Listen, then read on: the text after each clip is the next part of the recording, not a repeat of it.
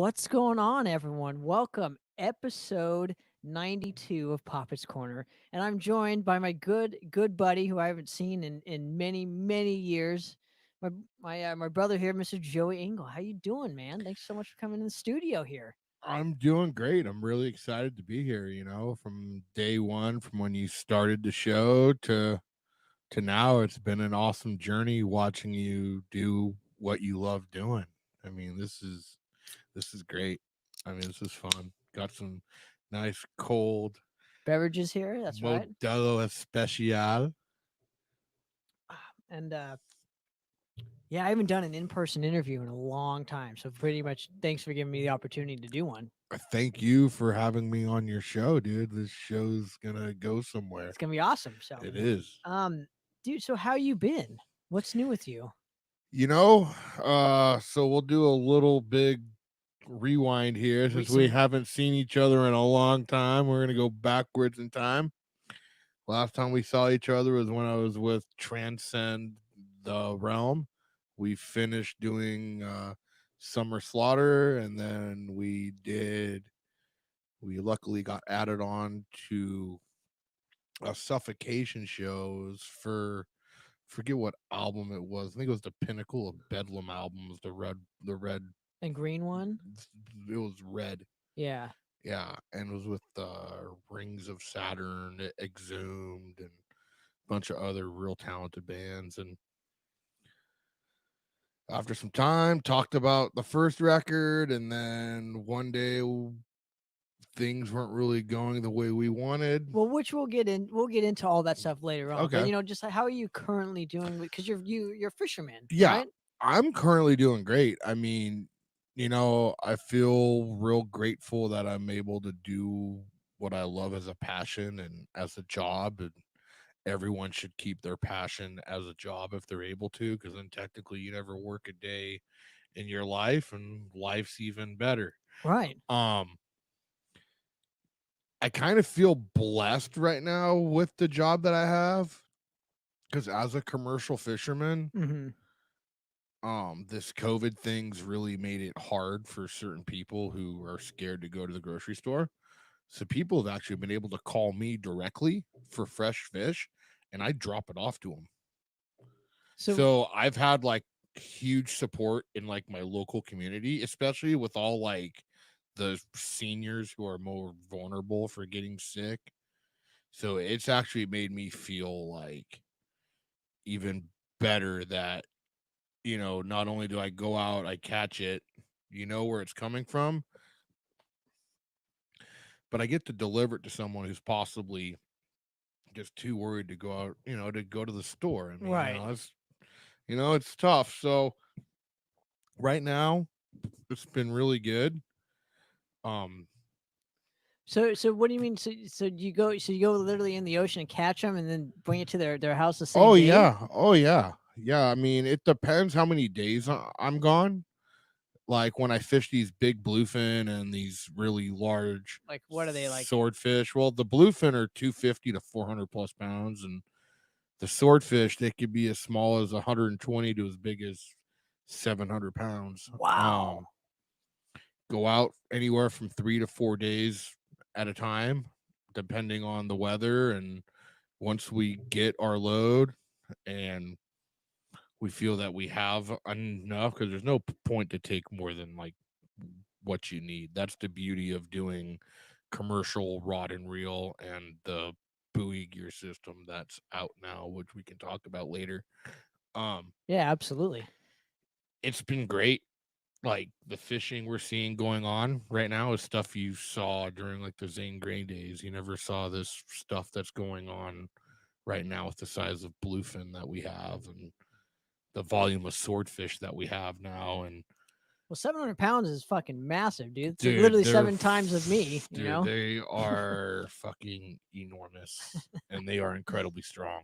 Like it's and incredibly smart. Like it's incredible how smart these animals get. And be able to do what I love and help feed some people during a real difficult time. And Feed yourself at the same time too, though. oh yeah, most definitely, I'd say 90% of my diet's fish. So you Well, I'm know. just talking getting paid Yeah, for what you do too. But so technically, so how the show works, and like I said, I really appreciate coming on the show and hanging for a yeah. little bit. I want to go through your entire musical career, if you don't Mm, mind. I would love to, dude. Okay. I would love to, man. It's been quite a journey, man. It's I'm been quite a journey, and I'm really proud of the journey. I mean, it's been between fishing and being a musician. well. I want You, to know exactly how you got into fishing and stuff too, which we'll get into obviously later on. But yeah, I mean, your career is all over the place. yeah, No offense, no offense taken to it. It's not good or bad. I'm just yeah. saying, like, I uh, I'm looking forward to hearing it. It's a So, nomad. It's so, traveling. so how I like to start, I just want to ask, when was the first time you recall hearing music for the, just for the first time, and what did it kind of do for you, when you Oh, first heard it? when I was a little kid, my dad, for one, my dad's always been obsessed with music. I mean, my dad grew up with the Ramones, went to high school with them, got to see all the early shows, helped book party shows for them before they became huge rock stars. Mm-hmm. So good music was always in my family's genes. And one day when I was about 8 years old, my dad has Bad to the Bone on by George Thorogood. And I'm in my dad's car playing the air guitar, rocking out, just having a passion for the good old fashioned rock and roll blues, man. How can you not dig something as beautiful as what George Thorogood and the Destroyers wrote? It was the most amazing music I ever heard. And next thing I know, 10 years old, dad throws on Metallica. Dad, what's this? Oh, this is Metallica, son. You were going to hear about these guys one day. This is awesome. And it started with the Black Album. I mean, everyone's best introduction to Metallica. One of at least for me being 10. I mean, I know some other people got into them at some other albums, and you know, from Metallica, it moved on to listening to Slayer, Pantera, then moving on into all the real legendary death metal bands that we all love. Suffocation, Cannibal Corpse, Immolation. Oh god, there's so many good bands. Just Morbid Angel, Nile. It all just really started at that base of hearing blues that really, really drew me into wanting to hear more of like how heavy can music go? How rhythmic can music go? Like what can music not do that it's already doing? And it was, listening to the blues was just a gateway. That's awesome. So from there, like, were you ever interested in pursuing music from then on, or just listening to it at that specific time? I picked up a guitar when I was 13. Oh, this is way later. So like around 10 or 11, did you just want to just hear more of the heavy and then I kept seeing videos of George Thorogood rocking out and watching James Hetfield and Kirk Hammett and just all the heroes just rocking out. I was like, man, I want to try that. And playing guitar did not work out very well for me. I tried, but then I picked up bass, which everyone remembers, which I can really thank our buddy Josh Alves for, because he was the one that told me, hey, you should try playing bass if your hands are too big. well, where did you grow up around? Music wise or the Just your city? location. Yeah, Oh, yeah. so I grew up in Mission. I grew up in Mission Viejo. Okay. Yeah, yeah, So, okay, yeah, so you're super local. So you've been yeah. here your whole life. My whole life has been based in Southern Orange California. County. Yeah. And growing up, how did you meet these people showing you, introducing you to instruments and So whatnot? Josh, I met I was listening to Slayer and fishing at Rancho Santa Margarita Lake, and this big, jolly, happy dude comes running up to me saying, "Hey, man, that looks cool." I said, "Oh, right on." We started talking and we became friends. And Josh was getting into playing drums in the beginning, and his mom, who's awesome, was like, "Hey, you two should try writing music together. You guys are going to be friends for a long time." So that's when I picked up bass. Josh helped me find a couple of basses and got started on a Fender P jazz bass. And Lord behold, my favorite bass player at the time was playing it too, which was Jason Newsted. Okay. And I've just fell in love with playing bass. I found an instrument that I could actually play. I could figure it out. My fingers weren't too big for the fretboard. If I wanted it to be heavier, I know this is frowned upon by bass players, but I'd add a distortion pedal to it, you Okay. know? So, and, I was getting into my groove of learning music. And first song I learned was South of Heaven from Slayer. And that was just the peak of like, okay, like I can I can do this. Like, not only can I do this as a hobby, I might be able to turn this into like a career eventually and just enjoy it. And it was just a super fun experience playing bass. I mean, you know, um Well, what was the scene like around this specific time frame? Because this if you're 13, it's what, 2000? Help me out here. What year is oh it? geez. I picked up my first bass when I was about 16. Okay. Yeah, by that time, me and Josh were in high school. Josh was a freshman. I was a sophomore. So, like I said, what years are we talking about? Oh, this was like, oh, I know what year this was. This was 90. Late 90s? This was 97, man. Okay. When the first Slipknot album came out. And me and Josh were just like, oh, Slipknot. So it was definitely more of the new metal thing was taking over. Slayer was still super popular as always. Pantera, Ministry was real popular. Nine Inch Nails, of course. But did you Static. notice like local bands around your area at the time, or just these big bands? Just more of these big bands. I mean, I knew about like the hardcore scene, about bands like Throwdown and Bleeding Through that were all just getting started out at that time. Mhm. But I never really got into the local scene till about like my first band got going. And then it was seeing all the local acts and just seeing how much more supportive the local scene can be than the big Right. popular scene. Well, what was your the first band name that you were in? First band I was in was with our buddy Paul from Tribuco Hills High School, Josh on drums, and me doing bass and vocals. Keep in mind, I did not know the vocal range I had at that moment. And we were all into Napalm Death and Anal Cunt. Those were Okay. the two bands that we we Wh- just loved it. We could make a bunch of noise and have fun and keep it heavy and scream about all kinds of obscenities.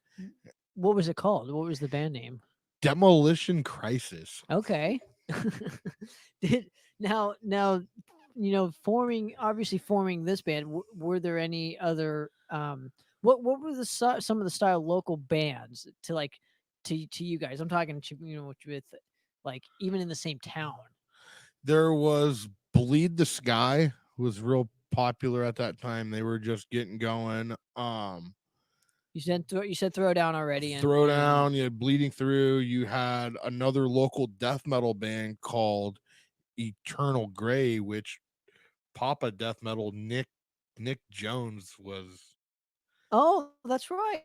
Yeah, my Yeah, bro. brother Nick. Yeah, Yeah. bro. They were from Lake. They were from Lake Forest. They were right.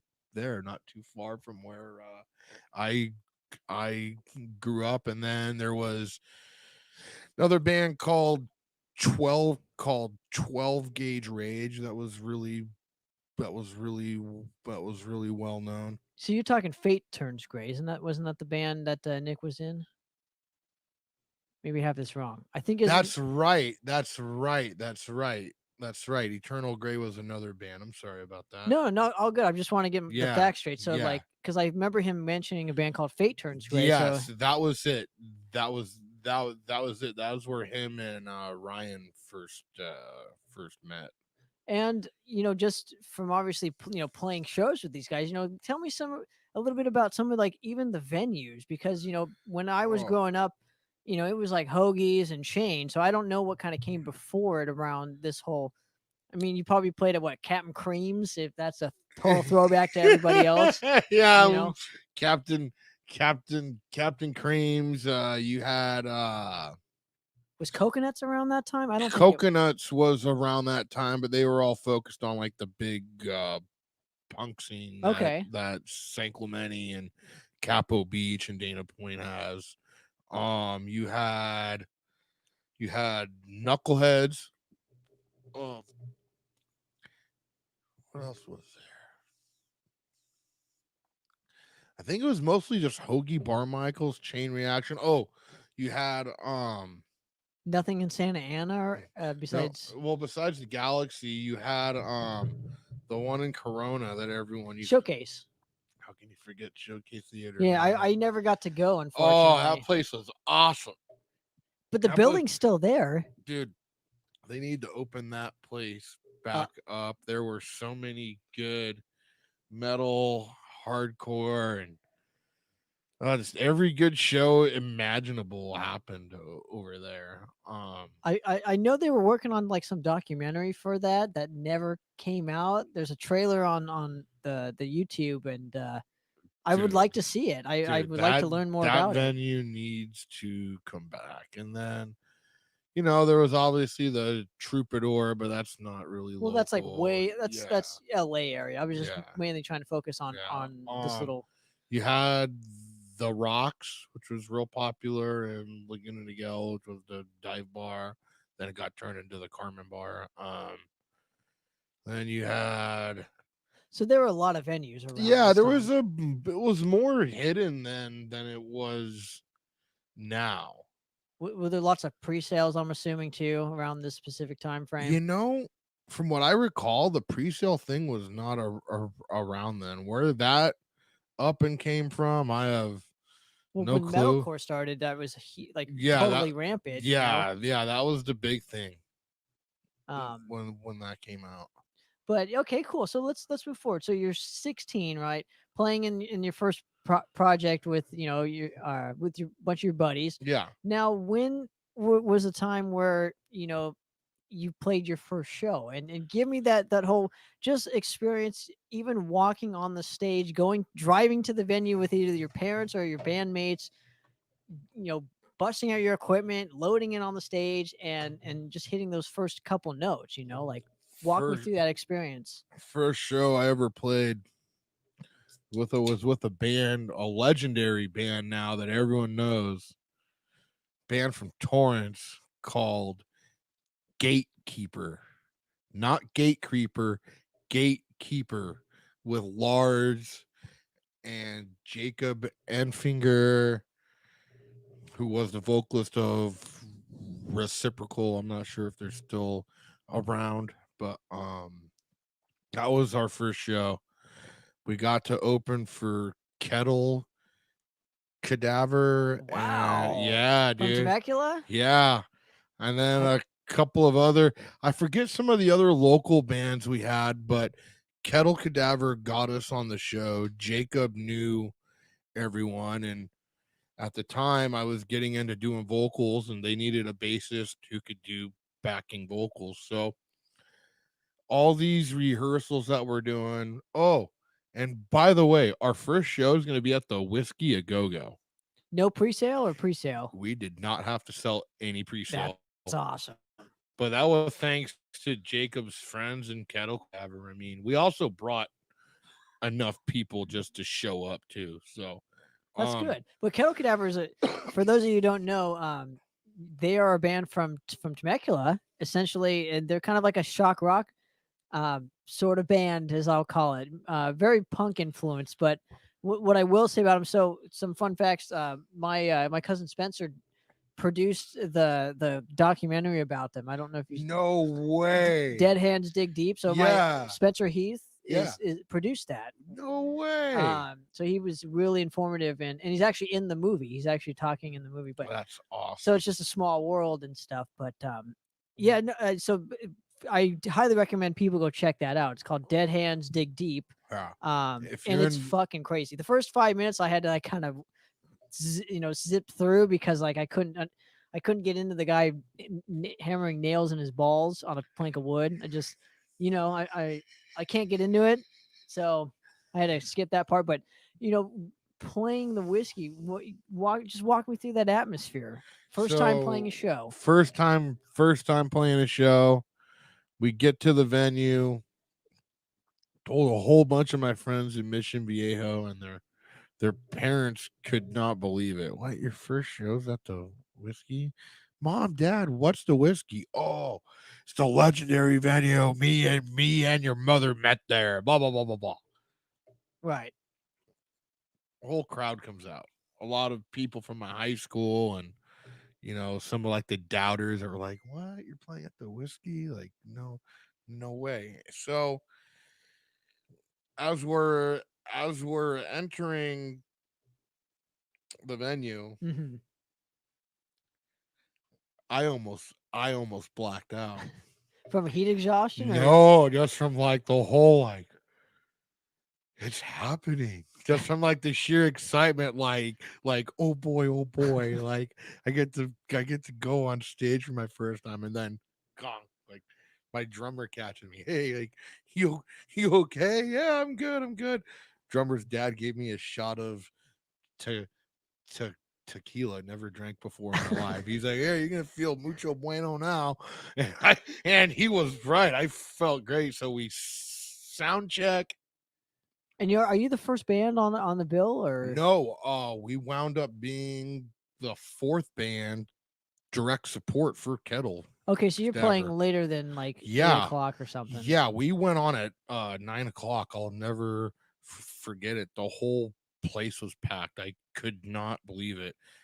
And at the time, Jacob and our other vocalist, forget his name, Right. were really into the shock rock. Let's scare the hell out of everyone, but put on a brutal death metal show that people are gonna remember. You're not gonna nail. You didn't nail your balls to a plank of wood, right? Did not nail my balls to a plank of wood. That definitely did not happen. But I will never forget. These guys wrote a song during the Columbine era. Okay. This song was called Bombs in My Bag.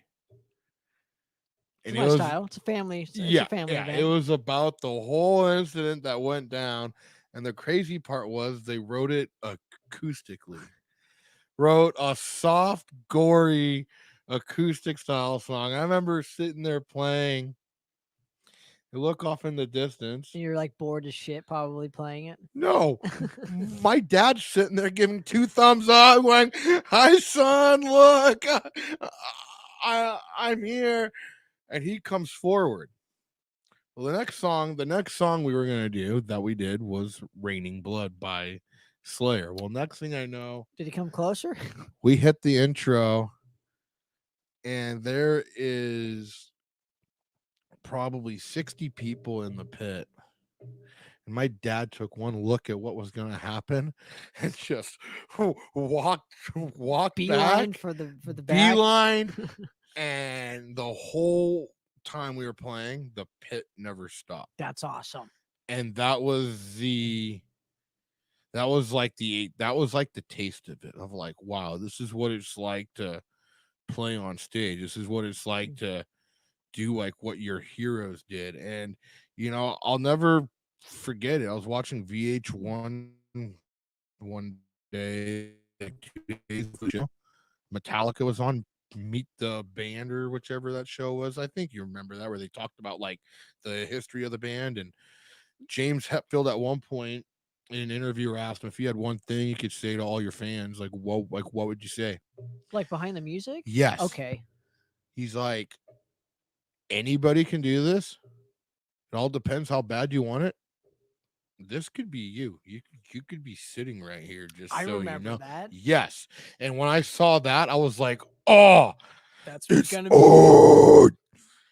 And that was just the brink of it all right there. now. Let's go back to that specific moment. So, like, you're watching people circle, but obviously, it's not for your specific tune yet. Yeah. And I'm sure you've had many experiences where you played an original track and they're circle pitting the whole time. But Oh yeah. for this specific moment, was did it kind of like invigorate you to be like, you know what, this is what it's about. This is why I want to play every night, or this is why I want to make music. People are having fun, losing their minds, forgetting about their days, or it's just like that energy that just crept up when you're playing on stage. I've always been someone who enjoyed giving back to people. So if someone had a bad day, hey, let me talk to you how to make your bad day a better day.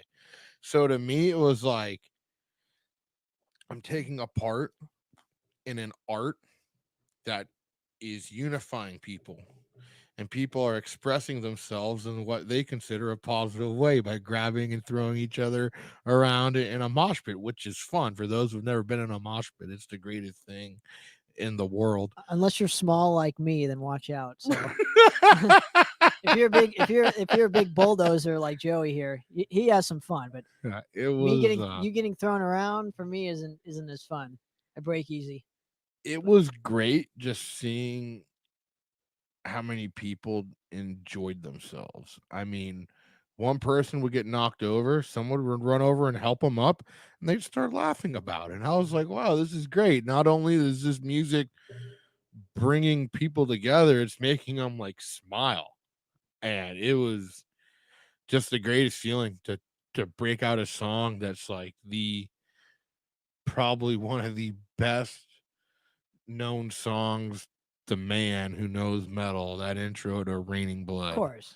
That's just like that should be the new national anthem right there, you know? I mean, that song, you hear it and it makes just hairs go up your spine. You know exactly what's coming when that song is played. Now, walk me through the next step after that initial show. You know, do you do more shows? Do you go into a recording studio, You know, continue writing music, so or there was a distance issue between me and Gatekeeper. They lived all the way in Torrance. A couple of the guys lived in Lakewood. I lived all the way in Mission Viejo. It was about an hour difference. I had some fun. and you're 16? Yeah. So mom was driving me back and forth and she got tired of that. So it spiraled onto what's going to be better for the both of us. We opted to decide to leave on good terms, stay friends. Jacob and I are still friends to this day. Um, they went on and did their thing. I went on and did uh my thing, and after Gatekeeper, Yeah. What was your next project? my next project was a two-man band that I had with my neighbor, which was called Revolution, was what he wanted to call it. And it was like a mix of like aggressive funk with like bluesy metal. How do you do that with two people though? He knew how to program the drums really Okay. good, and he was a really good guitar player who loved he loved funk. He loved Leonard Skinner, loved Pantera, and absolutely loved the band Death. So really loved to mix the whole kind of few together. And you know, we recorded a couple times, but like I said, we were just young kids. It didn't really go as serious as it went, you know, as I wanted it to. It things didn't start getting serious till I was about 2021. Oh, so like way late. Well, I got into doing vocals and I watched all these videos on how everyone did it right. And Hmm. my thing was, if I'm going to go out and do something, I'm going to entertain people.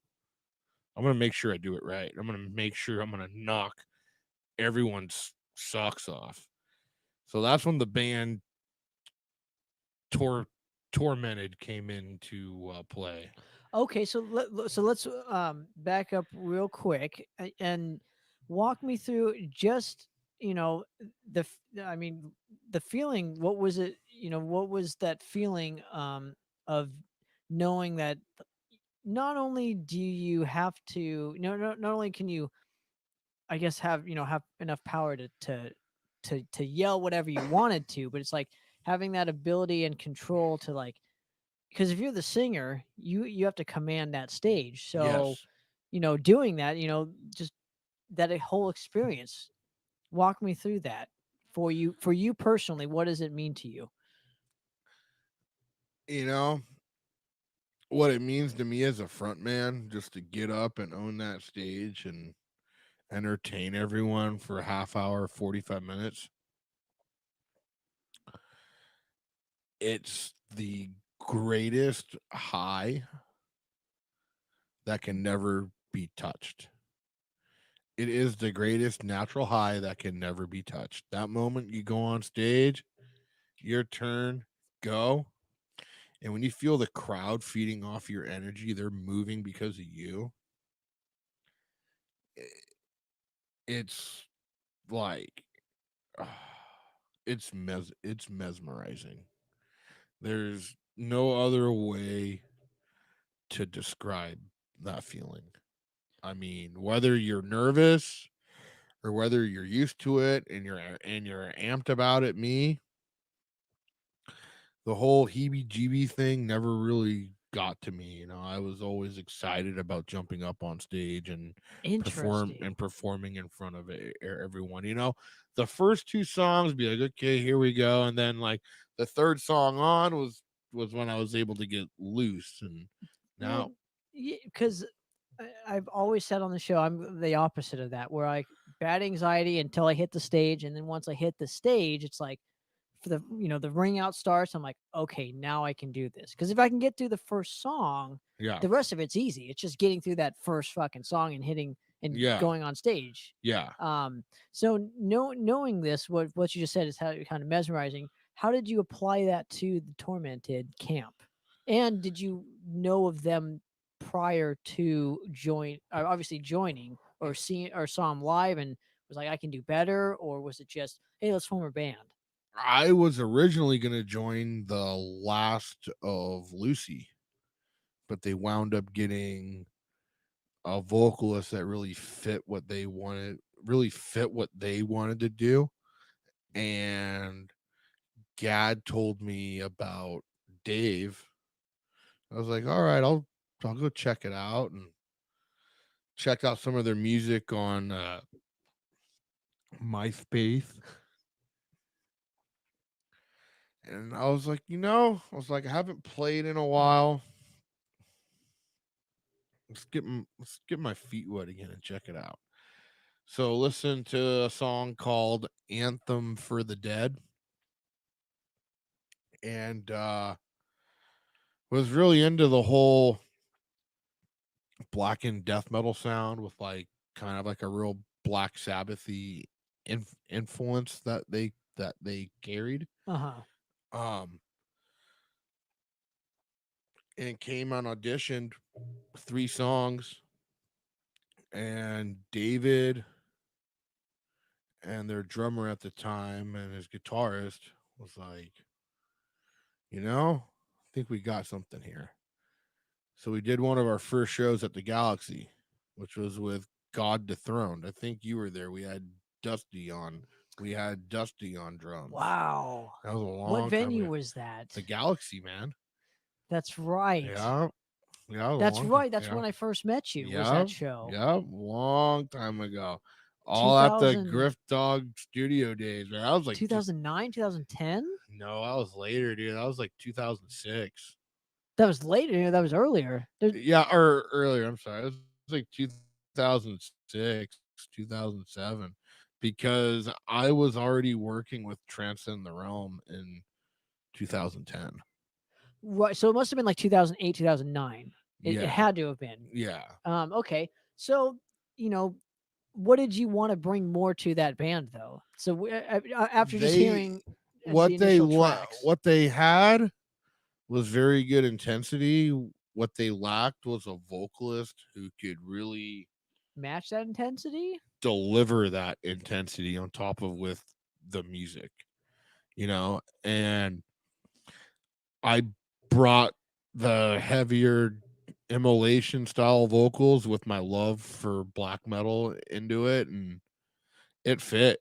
Like it fit. We played a lot of shows with a lot of different bands, and everyone enjoyed the whole intensity of just how aggressive and raw the music was. I mean, it was just raw blackened death metal, no overdubs of everything. It was just like old like Sodom style.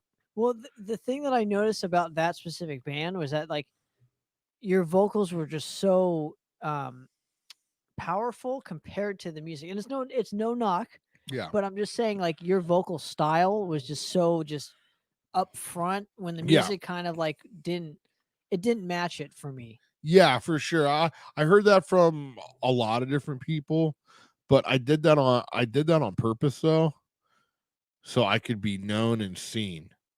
Gotcha. You know, I mean, Tormented was a great band for the ability of what Dave was doing, but it wasn't something I was doing set in the set bar with. So we parted.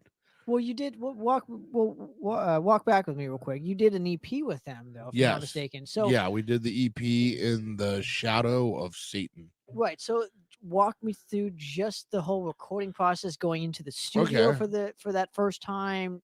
Knowing that you had to record not just one or two songs, but a multiple of songs, and your approach to just recording vocals. So our good buddy John, who's no longer with us, John Grift of Grift Dog Studios, he was the one that brought up to us like, hey, have a live recording special going on for demos, but if you guys pay $150 more, I'll cut you guys a live EP. And Dusty was like, dude, like that's too good of a deal to say no to.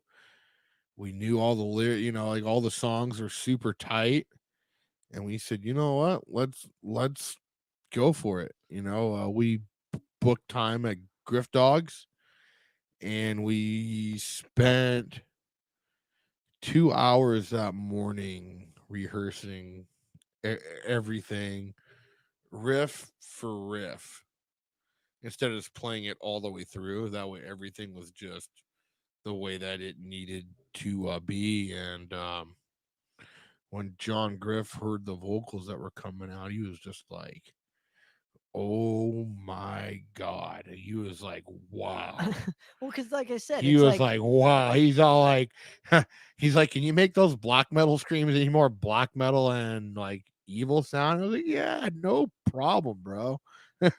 and I just want to clarify one thing though. With you saying a live EP, that means obviously the band playing live together. Was there a click with this? We played live together, but we were in separate rooms that we could not hear each other to. Well, we could hear each other, but like we couldn't like see like each other. Like one guy's in one room, one guy's in another room. So then, how do you? Like I said, there a click involved in this whole? Yeah. Yeah. Yeah. Yeah, there was. So with that, what was the reception like for you for the EP when it first came out? Did you guys? Because you guys didn't press a lot of copies of this. We, our bass player had a small little business that he turned into like a record label called Involtuated Records, and Yeah, a lot of them didn't get pressed as much as it should. Why they did that, I have no I have no clue, because after a few shows of getting my feet wet, um, had some other people tell me like, "Hey, there's some kids right by your neck of the woods that I think you guys could do some really big things." So after the EP came out, did 4 more shows with them. I wanted to do something different. They wanted to do something different. I wanted to do something more like progressive death metal. Okay, so you're more focused in that specific style, and they wanted to just do the straightforward Yeah, kind of thing. and that was fine. I was kind of getting kind of like, okay, like where is this gonna go? Um, so back to good old Craigslist, So and what year are we talking? we're talking now, talking like 2010, God, can you believe that was like a 2011. decade ago? Yeah, dude, crazy. We're fucking old. I know, dude. I just turned 37 the other I'll be day. 30 next month. Stop it. Oh, good news is age is only a number, and you're That's right. only as old as you limit yourself to be. That's right. Eh, Take it from Ozzy Osbourne. He still plays live shows. That's right. Um, so went up on Craigslist and threw up an ad that extreme metal vocalist is looking for a new fresh band. Here's my experience. Here's the bands I played with, and And Craigslist was like one of the things where, I mean, you could social media wasn't as prevalent. no So the Craigslist thing for a moment was like the the shit. It yeah, was it was the shit. the thing to find key musicians in your area who were serious.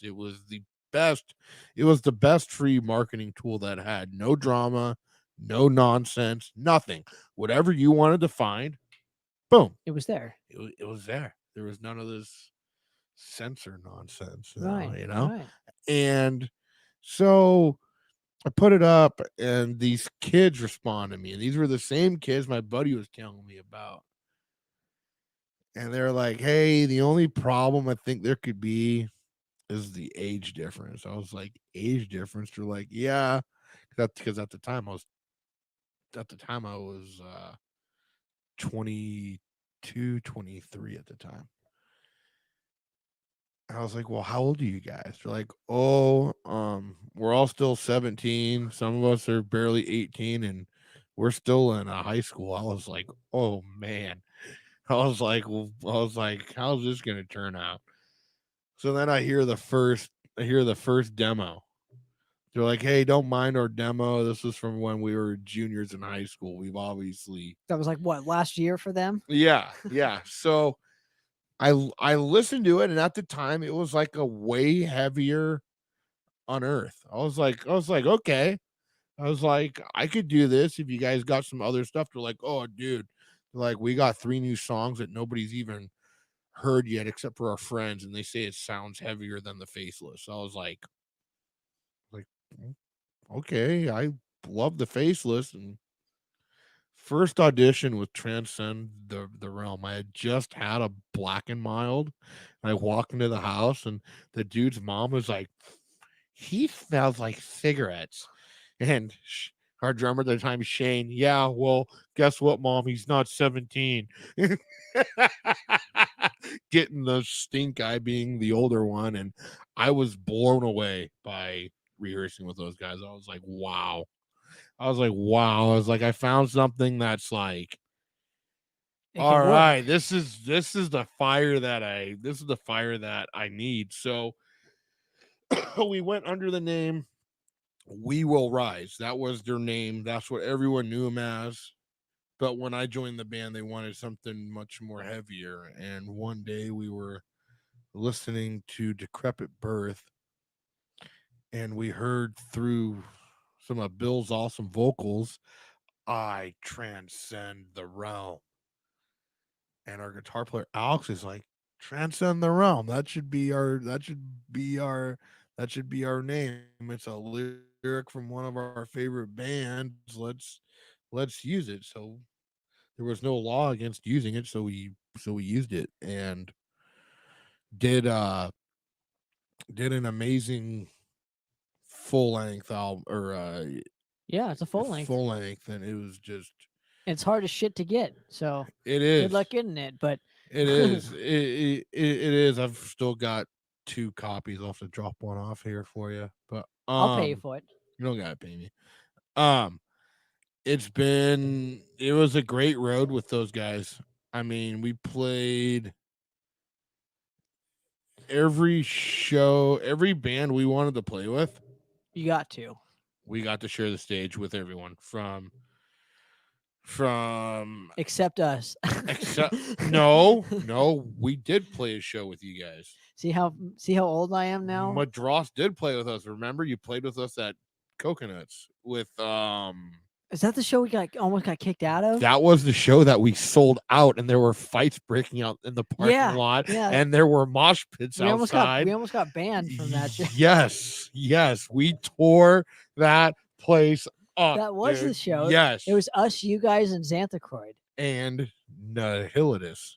Right. So yeah. Four of us showed little innocent Dana Point what real heavy. I mean, the aggressive punk scene they have there is great. I've been to some awesome punk shows there with some great guitar players, but they were not ready for the whole aspect of like, okay, we're gonna have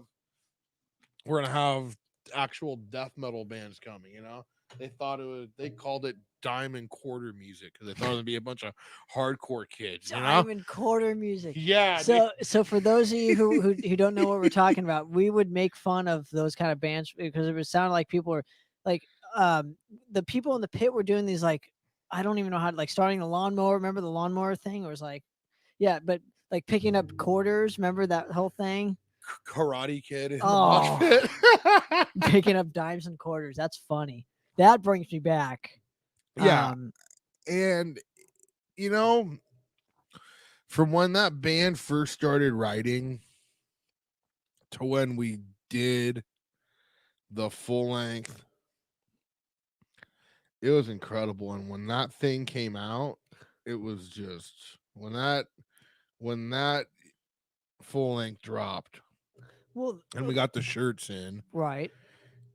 it just flew like hotcakes. I mean, Well, not to catch up, but let's go back real quick. So Okay. let's talk about the record. Okay.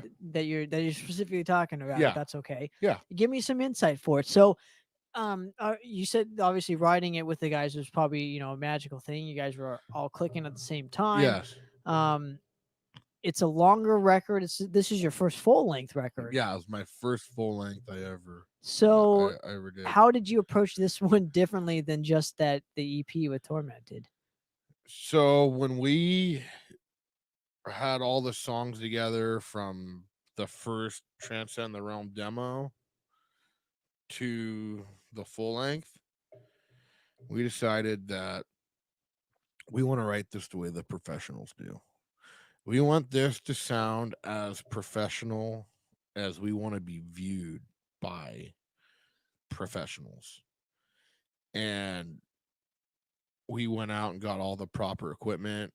We had our friend Jake Warden, who used to live with Michael Keane, come over and help us out recording this whole album. At your guys' houses, or was this at his actual studio? This was done in a closet, actually. Vocally, it was done in a closet. The guitars were all done on an interface, and it was a very interesting process because because at the time I had never cut a full length before, and in a way, it really humbled me on how pristine and clear your vocals have to be for a full length. You want it to sound as good as the professionals, but almost better than the professionals if you're able to do so. But that also entails having the right album cover, the right Yeah. album title. The songs have to Yes. sound good. The vocals can't be way too loud over the fucking instrumentations. Your lyrics have to be top notch for this thing to be able Everything to has work. to be completely top notch for it. And everything that we had to do to get the album cover right, get everything right, was a joint effort on everyone's part, on the fact that severed from severed from reality And that was the name of the album title. We didn't even mention that. So, was going to be something that everyone's gonna one's gonna remember. I right. mean, it was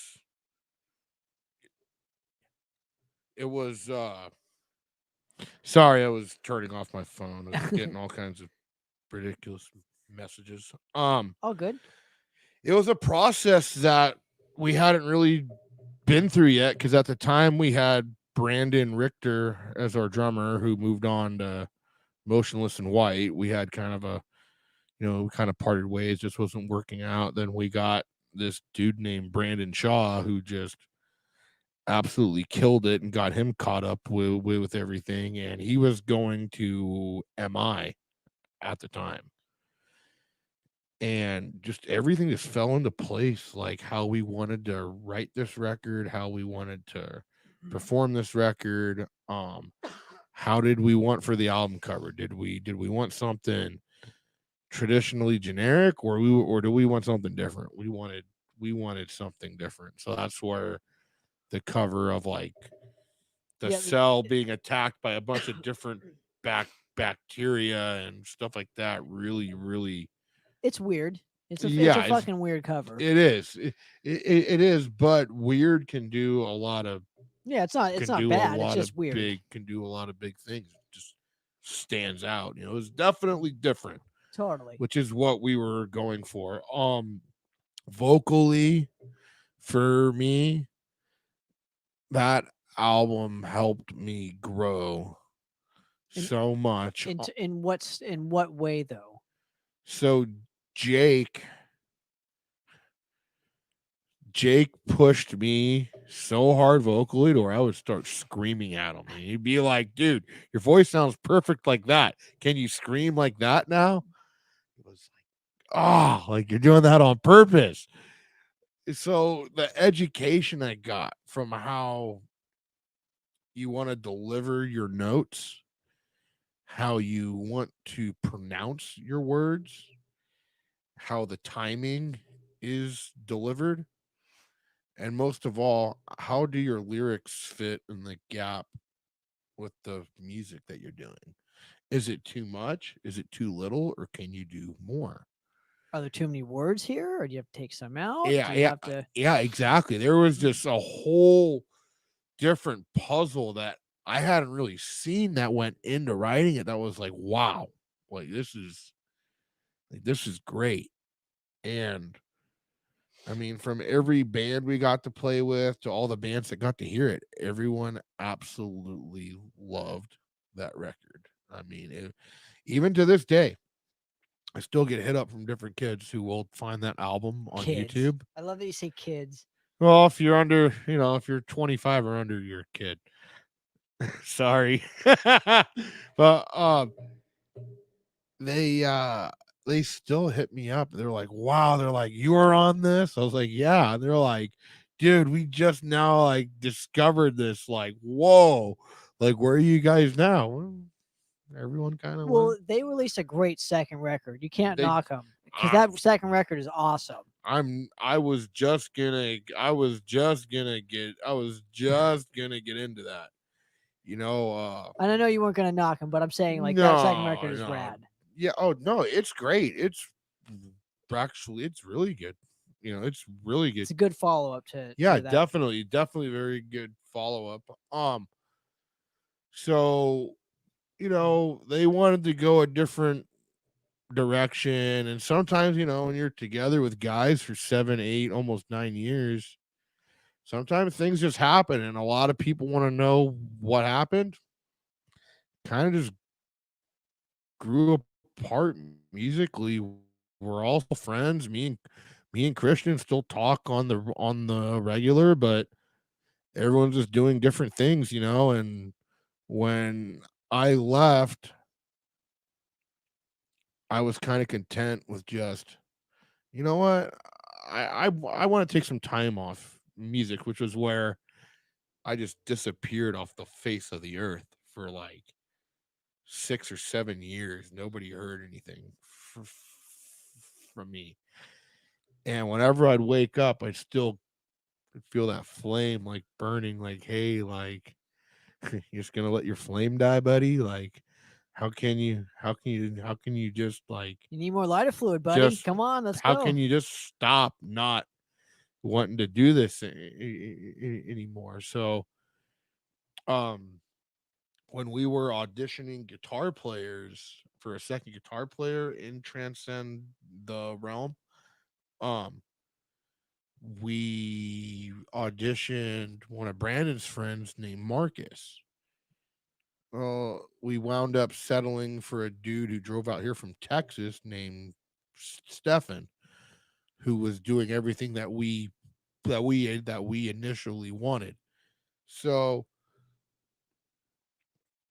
fast forward here, 7 years later, hit up hit up hit up Marcus. Hey man, you still writing music? Oh yeah, always, always. Why? Kind of interested to hear like what you're doing and who you're doing it with. So he sent me a few tracks. I was listening to it and I was like, do I really want to get back into a band again?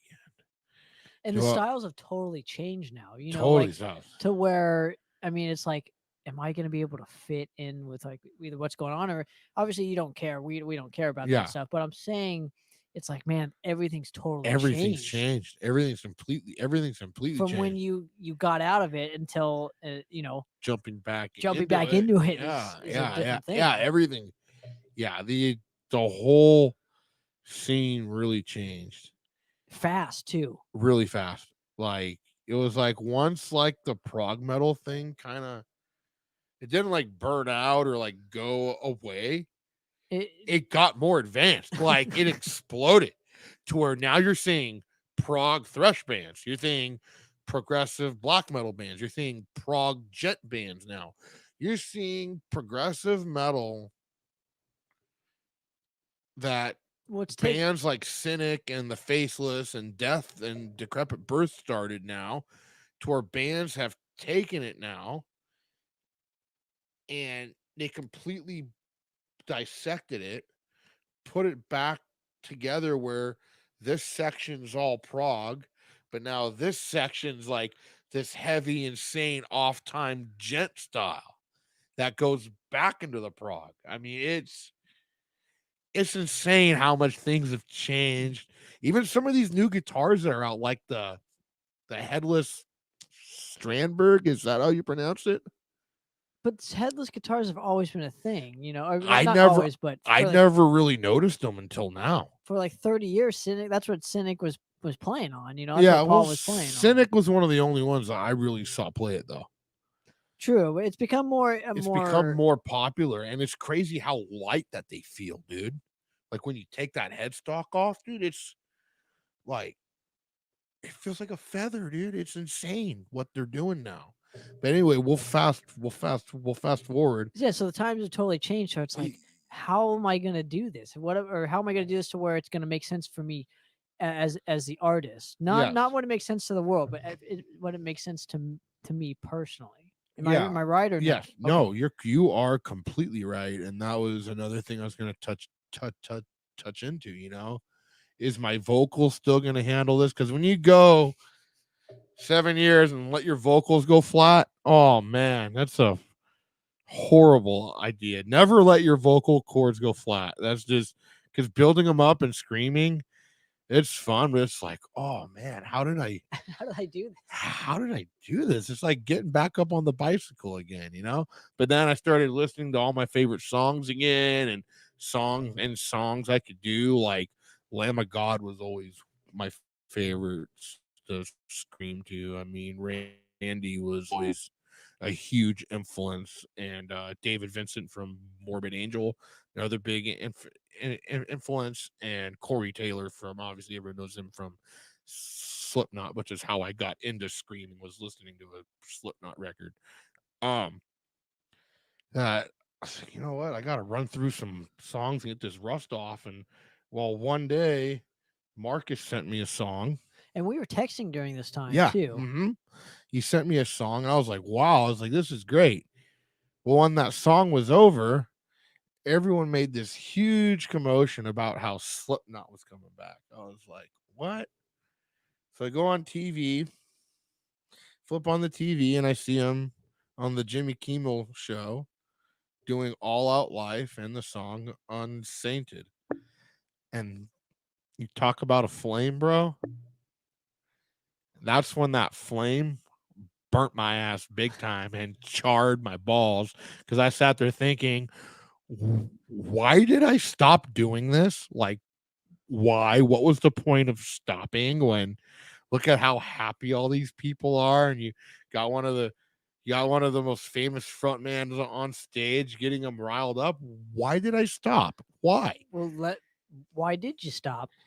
What was the point? I guess what was the point of you stopping? Did you have too much of the drama and couldn't and just needed a break? Wasn't the drama actually when we parted ways the way that we did, it's, there were some details that didn't get brought up, but that's just due to respects for Totally. all of us. I fell into a really bad, heavy, dark depression, like really bad. And I mean, I've dealt with being bipolar like my whole life, but this was something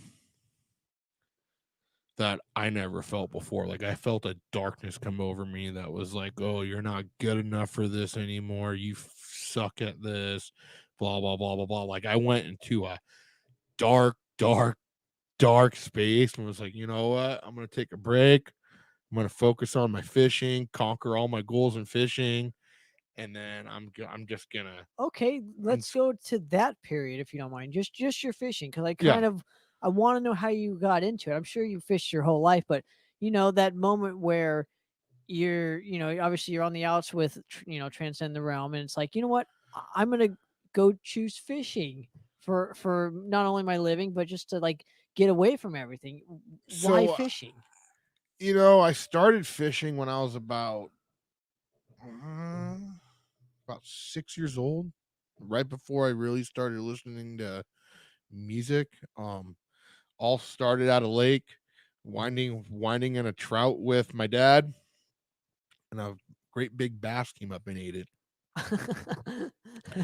And that was it. That was when the little fish, big fish scenario clicked. But See, and let me ask you. I got to ask you a stupid question. 'Cause yeah, I'm at, I'm gonna compare it to like playing a show for the first time. Because sure, when I caught my first fish, yeah, it was like nothing else I had experienced before. yeah, Just like going on stage for the first time. It's like yeah. I can't explain this. So for you, did that correlate anything with you? 1,000%. 1,000%, man. I mean, even to this day, when I get up in the morning to go chase these big bluefin, it's like, all right, here we go. Oh, the butterflies are coming. And it's like fucking 30 degrees out and it's fucking on the water and just Oh yeah. Well, the tuna thing that doesn't happen until it's like hot out, which we'll go yeah. we'll go do it this year. But back to the deal with Just getting into fishing, back into fishing, I should say. yeah, when I fell out with Transcend the Realm, um we had this massive El Nino that was here. Well, what people don't realize is that when that El Nino current comes, we see fish here that we never ever see. And at that time, we had wahoo here, like like Wahoo's fish tacos, that restaurant, that's an actual fish called a wahoo. It's the fastest fish that lives in the world. You normally see them in like Tahiti, Hawaii, Fiji, Australia, New Zealand, Costa Rica, um, Puerto Rico, all these different exotic areas where the water is usually unusually warm. Well, they came here through that time period that I was not with Transcend the Realm. So that really took a lot of the stress away from, being like, oh, well, we were a family for 9 years and now we're not like anymore.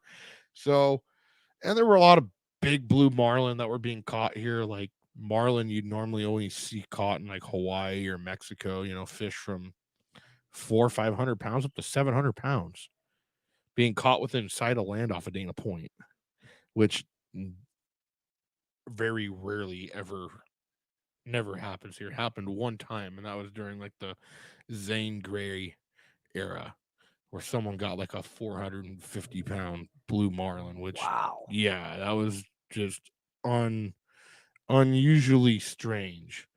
So for us, this time of the year with the technology we have now, 2012, when that El Nino came, it changed everything. I mean, we saw fish here we never saw before. I was working so much in the charter business that I didn't have time to get back into music. So in a way, it was a good distraction, but there was a hole in me though that was just And then uh, obviously you like to fish, so that's why yeah. you got back into it. Was like I need to do something else now since I have Well, this time, and I'm even gonna when go I was fish. in the band full time, we would play a show, and after a show, I'd have to go jump on a boat and go to work and be gone for 3 days. Come back, practice for 3 days, play a show, go jump on a boat, be gone for 3 days. Wow, Yeah, it was literally like, whoo, coming, going, coming, going. You that's know, exhausting, yeah, dude. dude, it was awesome though because you're doing what you love doing. So Totally. it's priceless. No matter how tired you get, it's priceless. Like you cannot stop doing it.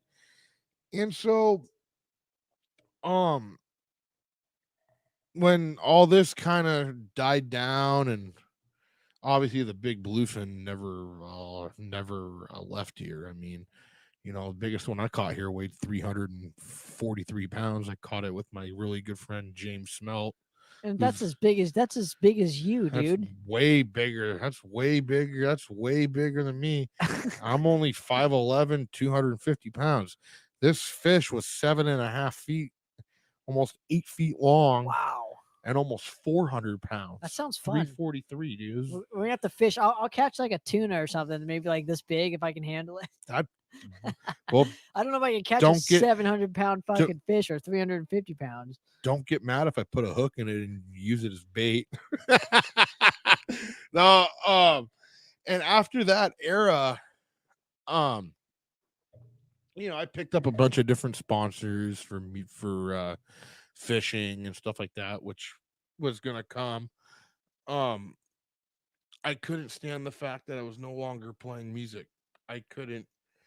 I was snapping at people that like normally that screaming with your band would take care of. I would be angry all the time, and it was just like, oh man. So when I saw Slipknot jump back up on stage on Jimmy Kimmel, and the first Ozfest I went to was when I first time I ever saw Slipknot, which was when I really wanted to get into being a vocalist. Was like, dude, like, like my hero as a kid, just back up on stage. He's still doing it, even though he says all the time in his interviews he doesn't want to do it anymore. But deep down inside,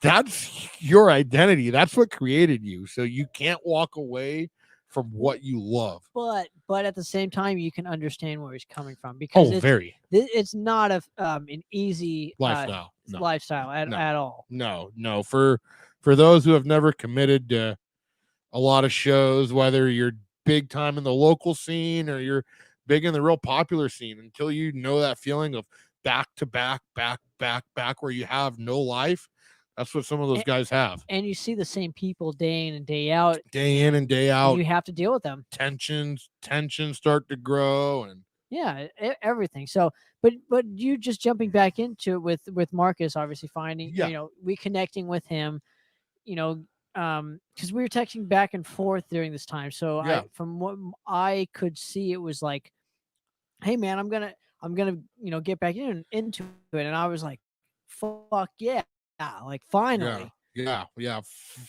Finally, it was a long overdue era that I needed to finish because I still got plenty of fight left in me, and I'm not ready to hang up my microphone yet. So, um, when I heard that, I was like, you know what? I have no reason not to continue. So when I saw Slipknot get back up on stage, as everyone says it's funny, they're like, "Oh, Corey was your inspiration again." Yeah, I'm proud to say that one of my heroes that grew up watching got back up on it and released a killer album. Um, it just really brightened the flame to me that like, hey, do the music that you like that makes you happy. Do what makes you happy musically. Don't worry about what other people want, but do something that makes you happy. Well, I had all this anger and frustration built up that when Marcus and I finished recording the track, We Have Come, we're like, you know what? This is going to be more than just like a studio project. We're going to turn this into a band. And that's where the email to Gabe Sieber went out. Hey, old friend, I'm ready to get back into the music scene. You feel like helping an old friend out? And his answer was hell fucking yeah, brother. And that was the turning point when Gabe said he was on board when he had to hear a couple tracks because he's Gabe. He's one of the most solid, reliable drummers out there, dude. It was a whole turning point for me and Marcus big time because I mean Marcus always knew I was well established with music, but some people aren't willing to open up their book of tricks and show someone who they're working with like, hey, this is who I can bring to the table. Big dick swinging. What? Yeah, exactly. What can you bring to the table? Well, Marcus has an amazing recording setup. He is the easiest musician I've got to record with. I can tell you as a vocalist, I'm having the time of my life with Abusement Park recording like the music. I mean, Well, hold on, not to cut you off. Where are you at now in terms of musically speaking? So are you guys working on an EP or like or a so full length? Because obviously you got the band. For those of you who don't know what I'm talking about, let me fill them in real quick. You formed a new project called Abusement Park, which hopefully you'll get into where the worst question an interviewer can ask somebody, how the band name came about, but we'll probably hopefully touch on that yeah, for soon sure. enough. We will. But It's I actually just want to it's mention, funny. it's like this is where you're at now with Abusement Park, and what are you guys actually working on? So we just finished our 5-song EP. Uh, do you know Jake Kalka? I went to high school with him. Yes, Jake is an incredible producer, and at before the end of the show, we are going to play the single, Oh, I can which I actually. have on my phone You that know we what's can. great? I can actually play it. Yeah, so I was gonna say, dude, you got the outlet and the I do. I got speaker. the outlet, so here you Yeah, go. I'll give it to you now. You can. I'll cue it up here. But yeah, yeah, no. we'll Do do you it do do it you here in a little bit. remember real quick? Not to get off on a tangent. Do you remember Because he was in a band called Ambergene. That's how Yeah, I. yeah, Yeah. yeah, Yeah. So, yes. um, but so you're working on 5-song EP, and Jake came in what to record it or something? Jake, so Marcus knows the majority of what he knows in like lining stuff up, lining tracks up, basic mixing and mastering in his home. That was all taught to him by Jake. So Jake helped Marcus huge to where when we were done recording songs, he and I would stay up all night mixing them. And are you happy with this? Are you happy with this? Okay, Nobody's boom. ever happy though. It's all like fuck coming back the next day. Yeah, exactly. You're like, what the fuck Exactly. were we thinking? You know? Exactly. Jake pointed out a few things during the process, but we dialed it in, man. I mean, working with Marcus has been probably the easiest and funnest experience I think I've ever had as a musician. Can you give me the date when it's supposed to be coming out? So right now Jake has it and there is no big we 2021, 2022? no. It'll be this year. We were hoping for it to be released in the winter, but we were not ready to release it because there was so much more stuff we could do to it to make it bigger, better. So we're shooting for around spring, like late spring. Okay. And right now, as we speak, we're in the process of doing our full length. Gabe already finished three songs on our full length. Right on. I'm so And now Marcus and our guitar player who joined us, Hector's been a beast. He's like me and Marcus. When it's time to get stuff done, he's ready. He's ready to go. this goes bye-bye. Guitars in the front window, dude. There ain't nothing stopping that guy. I love it. Yeah. So the three of us with the fusion that we got of wanting to assess ourselves, to work together, bring the best out of all of us, it's been great. I mean, it's literally been no stress going into the studio whatsoever. I mean, Marcus and I work really well together. If there's something Marcus doesn't like, I'll listen to it to two or three times. I'll be like, okay, I see what you're saying. Like the fusion that works between the two of us is just super easy. The ideas that come out of it are absolutely like incredible. It's like the perfect mix. Well, I'm like I said, I'm looking forward to hearing this Yeah. because it's been so long since I've heard Yeah. something from you. Where can people find it? So if you go on to YouTube, you can type in the search engine Abusement Park. And the song is called Shopping Mall. And mall is spelled Maul. Like Darth Maul? Yeah, Maul. Okay. Well, if you don't mind, I want let's get into it. Will you know? And sign off here. I think this is a perfect moment, and hope we come back on the show when it comes out, dude. I will. Like, thank you so much, seriously, I for will. giving me, for giving us and the listeners, your journey and hanging out with me for a few, dude. It really means a It's lot, dude. been Well, incredible talking about the old scene and oh yeah, just dude. how everything went from being small local shows to where you looked in like your local paper. Oh, this show's happening at Hoagie Bar Michael this month, or this show's happening at the Galaxy, or this show's at Chain Reaction, to where now how the whole social media thing took over. It's It's crazy, crazy, dude. crazy. Well, let's get into it, Joey. Seriously, thanks so much for fucking coming on the show and hanging with me. Like, Thank you for having me on your show. Really look forward to it, being back on, and let's give the people a little, a with song off of it if you don't without mind. So, without further ado, oh yeah, plug it. gonna gonna give I'll you guys the single here. Definitely want to give a big shout out to Jay Kalka for helping us out, and definitely a huge shout out to our buddy Gabe Sieber. I mean, you're probably easily one of the greatest drummers I've ever worked with, I've ever seen live, and I'll definitely say your name and what you do with your work will echo through the next eternity of mankind. absolutely, dude. All Well, right. make sure to go check it out. It's Abusement Park. The song that we're obviously gonna kind of jam to is called "Plug It In, Man." Don't worry about it. It's called Shopping Mall. He's gonna get it all queued up here. Good to go. So, Mr. Joey, seriously, thanks so much, man. Anytime. edition of Poppet's Corner, man. And I'm out of here, guys. Let's crank it up. and be sure to go on to YouTube and be sure to go on to Spotify and look up Abusement Park. Absolutely. And make sure, obviously, subscribe to Poppet's Corner. I really appreciate it. The scene appreciates it. And let's get into it, man. Here's a little Abusement Park right here on Poppet's Corner.